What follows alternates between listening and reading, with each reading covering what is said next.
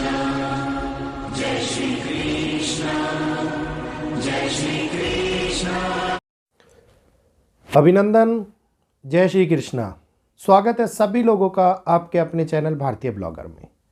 22 तारीख 22 जनवरी एक वीडियो दिया गया था आप लोगों को 19-20 जनवरी के आसपास, जिसमें किसान भाइयों के लिए भी चेतावनी दी गई थी और बाकी लोगों को भी मौसम के बदलाव के बारे में चेतावनी दी गई थी।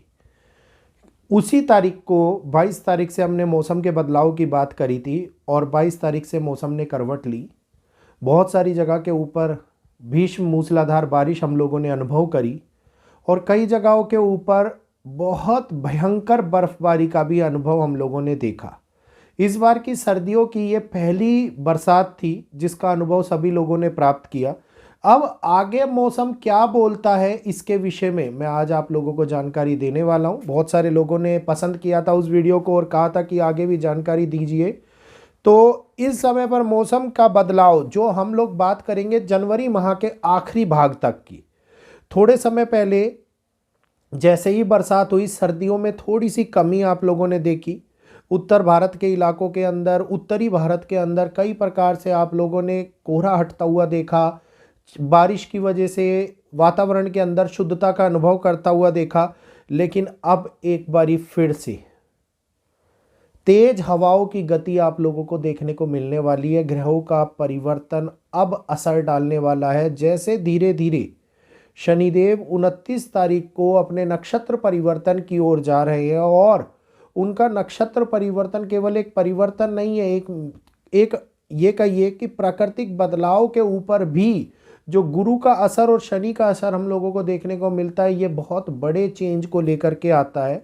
तो अब ये समझ लीजिए कि दोबारे से एयर एलिमेंट एक्टिवेट होगा और एक बारी फिर से ठंड का अनुभव हम लोग करते हुए दिखाई देंगे, जिसकी शुरुआत आप लोग उत्तरी विक्षोभ से सेंटर भारत तक देखते हुए नजर आने वाले हैं। तो एक बारी फिर से दिल्ली, उत्तर प्रदेश, पंजाब, इसके साथ साथ जम्मू कश्मीर, उत्तराखंड, हिमाचल प्रदेश, जहां पर ऊंचे स्थानों के ऊपर बर्फबारी होगी और निचले स्थानों के ऊपर आप लोगों को बारिश का अनुभव हो सकता है। और ये बारिश एक बारी फिर से 27-28 तारीख के आसपास आप लोगों को देखने को मिल सकती है। तो तैयार रहिएगा 27 और 28 तारीख के आसपास, क्योंकि बारिश दोबारे से वाटर एलिमेंट का एक्टिवेशन हम लोगों को एक मौसमी स्थिति में होने वाले विपरीत प्रभाव को लेकर के आता हुआ नजर आएगा। ये वो समय होगा जहां पर इन्फेक्शंस बढ़ते हुए नजर आएंगे, जहां पर बीमारियां बढ़ती हुई नजर आएंगी। और 24-25 तारीख से जो ये डिस्टरबेंस स्टार्ट हो जाएगा, इसके कारण से आप लोगों को बहुत बड़े तौर के ऊपर बदलाव देखने को मिलेगा। 2 दिन ऑलरेडी बीत चुके हैं। 26 तारीख है आज जब ये वीडियो आप लोगों के समक्ष बन रहा है। तो 26 तारीख से अभिप्राय है कि अब निचले स्तर के ऊपर बारिश हम लोगों को देखने को मिलेगी। जो बरसात हमने पहाड़ों के अंदर देखी है, वो पहाड़ों से खिसकती हुई निचले स्तर की ओर, दक्षिणी भारत की ओर जाती हुई नजर आती दिखाई देगी।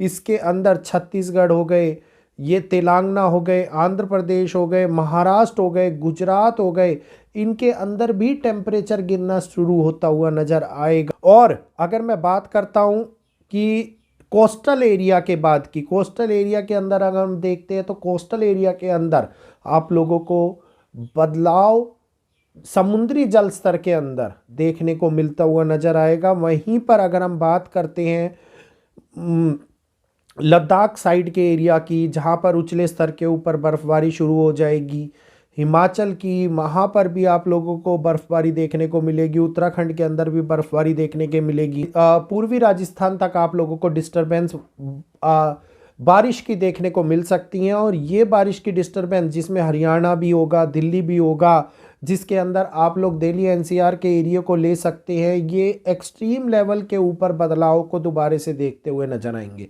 तो 27-28 तारीख इसके लिए दोबारा से तैयार हो जाने की आवश्यकता है।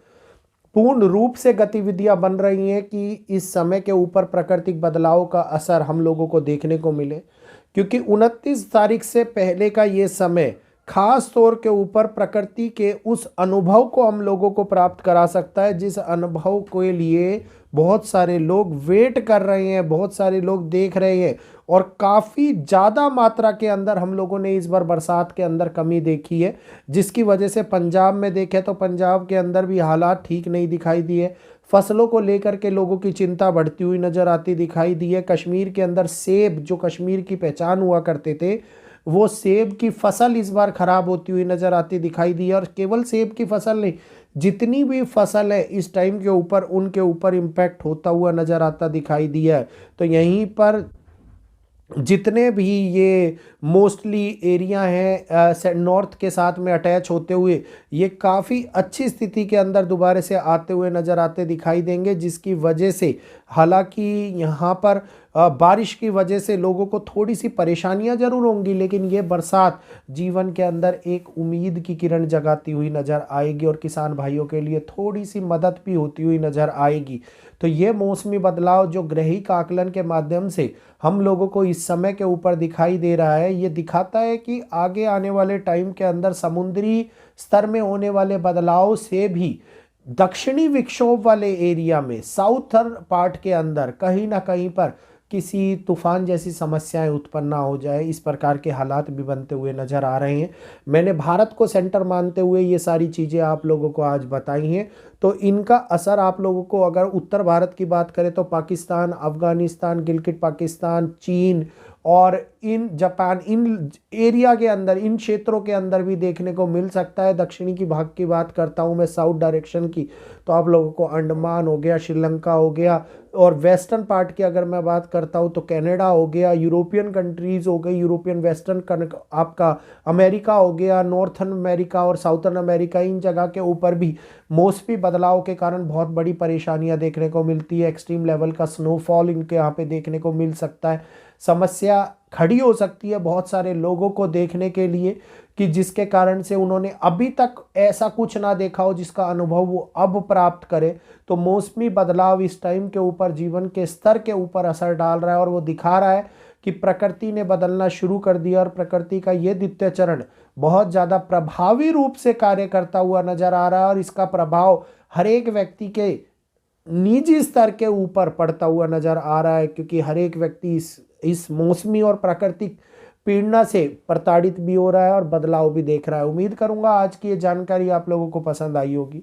जानकारी पसंद आई हो तो अन्य लोगों तक इस जानकारी को भेजें, शेयर करें, वीडियो को लाइक करें, चैनल को सब्सक्राइब करते हुए बेल आइकन को ऑल पर करें, क्योंकि आगे आने वाले टाइम के अंदर जितनी भी वैदिक के माध्यम से जानकारी आप लोगों के लिए प्राप्त होगी वो अवश्य मैं समय के साथ में उपलब्ध कराता हुआ दिखाई दूंगा। तो इजाज़त दीजिए, आज के लिए इतना ही। जय श्री कृष्णा, जय माता दी।